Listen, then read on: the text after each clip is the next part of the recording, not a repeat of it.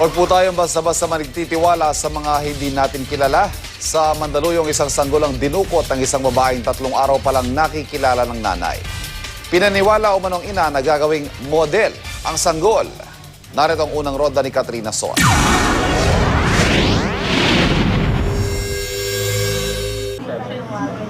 Mangiyak-ngiyak na dumulog sa tanggapan ng Women's Desk ng Mandaluyong Police Headquarters ang babaeng ito na nawawalan umano ng 3 buwang gulang na sanggol.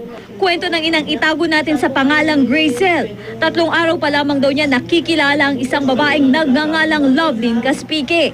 Naghahanap daw ito ng marirentahang bahay at siya ang napagtanungan. Nagustuhan daw nito ang bahay sa ibaba ng kanilang inuupahan kaya bumalik ito noong Biyernes ng gabi. Dito na raw nakita ng sospek ang anak ni Gracel. Humingi raw ito ng mga larawan ng sanggol at sinabing ipapa-audition niya ang bata para maging isang model. Sabado ng alas 9 ng umaga, bumalik si Lovelyn para hiramin ang sanggol. Kukunan daw ang sanggol ng mga letrato ng isang modeling agency sa Makati para mag-endorso ng isang brand ng gatas. Hindi ko lang alam kung bakit lahat binigay ko sa kanya.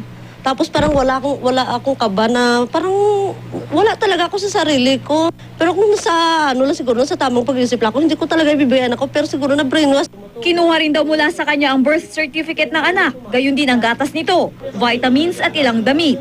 Buong araw daw na nakikipag-ugnayan kay Gracel ang suspect, nag-text pa raw ito at sinabing pauwi na. Ngunit matapos ito ay di na nila muling nakontak pa si Lovelyn. Lovelyn, kung pwede lang suli mo na si Bebe kasi maganda naman yung pagtrato ko sa iyo, di ba? Kahit hindi kita kakilala, kasi kababayan kita, dapat naramdaman mo rin kung ano kasakit mo wala ng anak. Ano to, bagong modus to eh. Kasi usually by threat and intimidation na by force or intimidation kukunin mo yung bata eh.